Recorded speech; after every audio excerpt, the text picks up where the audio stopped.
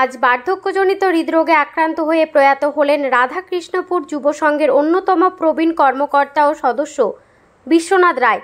তিনি রাধাকৃষ্ণপুর সার্বজনীন দুর্গা উৎসব পুজো কমিটির তৎকালীন সময়ের প্রতিষ্ঠাতা ও সম্পাদকও ছিলেন। তার মৃত্যুকালে বয়স হয়েছিল প্রায় 86 বছর। আজ সন্ধ্যায় তার প্রকৃতিতে মাল্যদান, পুষ্পার্ঘ্য নিবেদন এবং শ্রদ্ধা নিবেদন করা হয় ক্লাবের পক্ষ থেকে। কিছু সময় তার আত্মার শান্তি কামনায় নীরবতা পালনও করা হয়। তার সম্বন্ধে স্মৃতিচারণা করেন সংক্ষেপে বর্ষিয়ান ও বর্তমান সভাপতি বিশিষ্ট আইনজীবী জয়দেব মুখার্জি। উপস্থিত ছিলেন বর্তমান সময়ের সকল সদস্যগণ। তিনি তার মরণোত্তর দেহ দান করে গেছেন বলে জানা গেছে। তথ্য ও রিপোর্টে গঙ্গাধর রায়, সংবাদ পাঠে আমি পায়েল মান্নাপাজা, ঘাটাল বার্তা। আমরা গতকাল রাত্রিতে তিনি বিশ্বনাথ দা পরলোক গমন করেছেন। আমরা তার আত্মার শান্তি কামনা করেছি।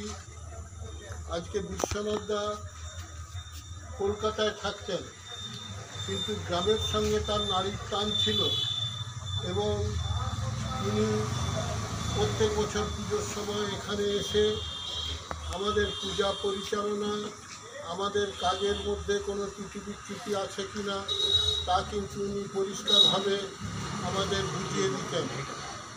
বিশ্বনাথ দা এবছর আমাদের ৭৫তম বর্ষ পূর্তি উৎসবে তিনি সশরীরে উপস্থিত থেকে আমাদের যেভাবে অনুপ্রেরণা দিয়েছেন এবং যেভাবে অনুষ্ঠান চলাকালীন তিনি বেশ কয়েকদিন আমাদের মধ্যে যেভাবে হাসি আনন্দের মধ্যে দিয়ে কাটিয়েছেন, আমরা এত তাড়াতাড়ি তিনি চলে যাবেন এটা আমাদের স্বপ্নের বাইরেও ছিল। কিন্তু এখানে জীবন মৃত্যু আমাদের কারো হাতের মধ্যে নয়, তাই তার আত্মাকে আমরা শান্তি কামনা করছি এবং গ্রামবাসীদের কাছে বলছি যে আজকে আমাদের একে একে অনেকগুলি প্রদীপ নিভে গেছে। এইবারে বিশ্বনাথ দা চলে যাওয়ার পর আর এক উজ্জ্বল প্রদীপের আজকে জীবনের অবসান ঘটে গেল গতকাল। তাই তিনি যেখানেই থাকুন, আমরা শুনে আনন্দিত হয়েছি। তিনি আজকে মরণোত্তর জীবনদান মেডিকেল কলেজে করে গেছেন।